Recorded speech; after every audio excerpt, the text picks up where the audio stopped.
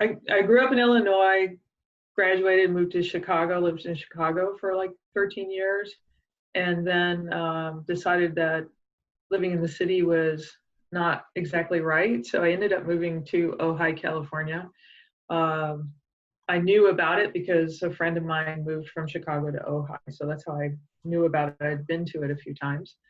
I didn't expect to move here, but I really love it. It's close enough to big cities that there's culture going on, and yet I can still hike actually right now. So that's key for me. I just needed more nature. Craft Nouveau sounded really appealing to me, and I have done a number of craft art festivals throughout the country. That's actually been most of my living until now. And so I had this one piece that was two-dimensional, and I thought, okay, that's an easy one for me to ship. And because you're a gallery, you might appreciate it. And it's very different for me too. It wasn't like I had made something like that before. But somebody came up with a theme for our local organization, and it was kind of like, where do you think your art came from? And I related it to the fact that both my grandparents have been quilters. And I'm making something out of a metal fiber that sort of relates to using your hands and being artistic. Otherwise, my family's all like farmers. And so this is the only way, you can, like, that's just a way of understanding how artists come through.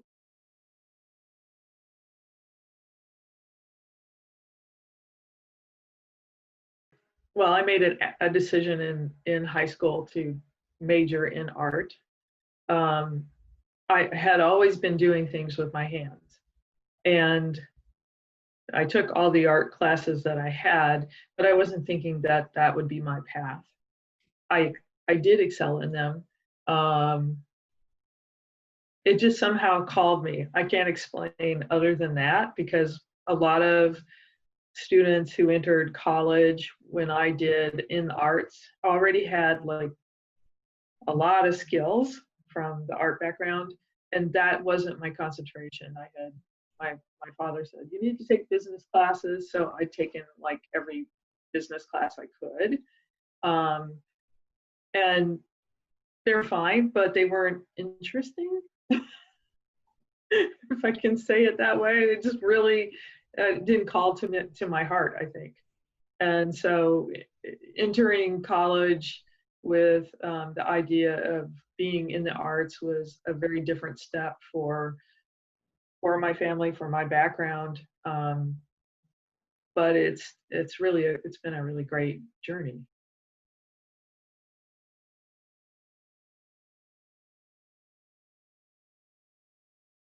Because I took business courses like accounting, and I did very well in accounting, it's not that I'm an accountant, but looking at numbers doesn't scare me, and treating it as, okay, it's another part of my business, it's part of who I am.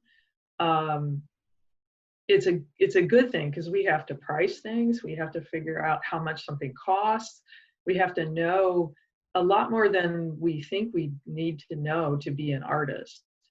And I think they were just basic skills that I got in high school. My mom had an insurance agency and worked like while we were going to school in the home, and she has been a good role model for me because she's always been in business.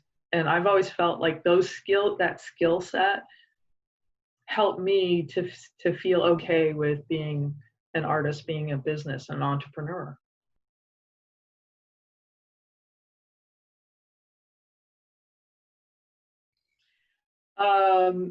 Well, one thing they might be surprised about right now, I actually meditate about an hour a day. And that might surprise people. But I find, particularly now, I started it way before COVID-19, but particularly now, it's essential. I mean, it just is like, I know that it's helped me cope with our situation, and also it's guiding me more. I use my intuition a lot, and I believe that that directs what I make, and that's the guidance for what comes through me as an artist. Yeah, no, meditation is awesome. And actually, I had a question about your process as well. What I mean, how would you technically define that? Like, what do you refer to your medium as? It is technically chainmail. It is checklit, and chainmail is, there's different patterns. The one that I consistently use is the 4-in-1, which is probably it is the most common. And the 4-in-1 pattern is great because it's one ring with 4 interlocking rings around it. That pattern creates chainmail, which then creates movement in metal. And this material is the only way metal actually moves physically. So like if I have a big sheet of it, I can take it and it can just be collapsed into a ball. You cannot do that with metal typically. If I have a sheet of metal, I've either got to form it with a hammer, I've got to heat it up with a torch many times to form it. I have to do a lot of different things to actually get it to be something, to get it to be an object that people can handle. And there was something very intriguing for me finding out about how to make chainmail, and then seeing that it was something that could move, and it was also softer than you might expect because of that. And I like the playful quality of it. And in graduate school, I'd have people come and visit me, and they would sit across from me in my studio, and they would handle a little tiny piece of chainmail that I had, and they'd start to walk out with it in their hands. And I was like, no, that's my project that I've been working on. I'll get that back. But it was fun. It was like a really tactile material to work with. There are artists who are using chainmail who are recreating armor. So that is something we have seen. I started my business with jewelry first, and then I expanded it into wearable art. So I'm gonna, if you don't mind, I'll move the camera so you can see this dress behind me. Okay, so I have, like, this is a full-length dress all the way down to the floor. On the wall, you can see a number of wearable pieces. What I have seen is chainmail jewelry and some wearable work, but not, when I see the wearable work, oftentimes I can tell that it's people who really don't know how to make chainmail. So it doesn't have seams, it doesn't have design aesthetic behind it, it doesn't have like a real finished quality. And I'm an artist, so I'm always trying to make it look really interesting. I haven't really seen people do too much with the chainmail in sculpture either. I've seen a little bit, but not a lot. Maybe you would see it more like there's a metal museum in Tennessee that's fairly new. I haven't actually been to it, but you might see something like that. You might see it there, but still it's kind of rare. And I think it's because it's a very time-consuming material. I'm able to buy it in sheets, and I cut it and then stitch it back together, and then I solder the rings where I'm connecting. But even that is still a lot of work. I've been primarily doing the chainmail, but I actually learned something called electroforming. And electroforming is kind of like the same process that's used when they would do bronze baby shoes, where they would spray paint a metal conductive material on the shoe, and then they would suspend that in a bath, and the particle and an electrical current goes through. It's sort of like an acid bath or whatever, but copper particles come off or bronze particles come off and adhere to the shoe. So I have done pieces where I've electroformed over objects and used that to create things. So the pieces, these are all made out of copper. And it's electroformed copper, and the original was a wax. And with electroforming, you have to have a bath to put them in. And I was limited. I think the bath that I could do was like a fish tank size. So I couldn't fit the whole thing in the tank. So I cut them apart. So they were actually cut into 3 different sections and then electroformed individually and then brought back together, and they're screwed together and soldered both. But the advantage of electroforming is it's super lightweight. It weighs almost nothing. And but yet you get this beautiful texture. And that's the part I like. I guess I like texture. I really think that we're in a time where all of us, every single person, is processing a lot of feelings and emotions. And it might even be that you have 20 different emotions in one day or even in 1 hour because this is a really weird time. But the arts actually are a place where people access emotions. And it does 2 things I see.